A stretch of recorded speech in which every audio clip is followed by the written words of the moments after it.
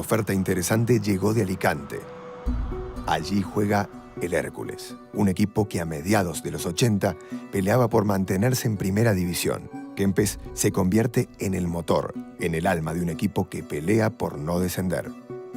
Estábamos un poquito mal, o sea, de la clasificación íbamos un poquito por bajo y entonces, bueno, pues se empezó en el tema de los fichajes de invierno, en este sentido, pues apareció en el diario información aquí que había la posibilidad de que Mario viniese el Hércules. Entonces, bueno, pues pensábamos que iba a ser un apoyo para el tema directivo en el tema bueno, pues o secretario técnico o una figura como entrenador. Luego la sorpresa fue enorme.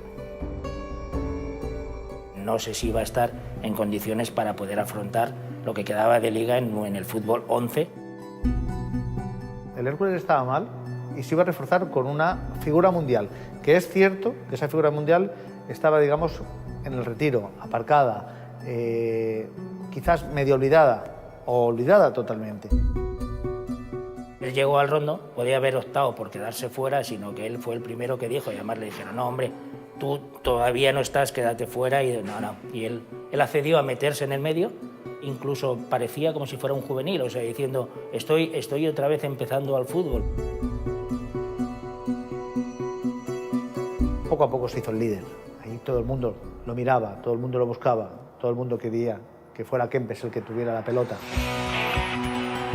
Entra Mario Kempes, quiere penetrar en el área. El recorte de Mario Kempes sobre Terence. Cada dificultad que teníamos con el balón, nosotros se la dábamos a Mario y decíamos, Mario, tómala ahí, tú haz lo que quieras. Y para nosotros fue un revulsivo totalmente. ¿Por qué? Porque puso mucha más calidad al equipo. ¡Qué gol espectacular de Kempes! Yo recuerdo un golazo al Pato Fillol, un gol olímpico, lanzado con esa rosca maravillosa, con esa zurda maravillosa de Mario Alberto Kempes, superando además a un portero de la talla del Pato Fillol, en un Hércules Atlético de Madrid.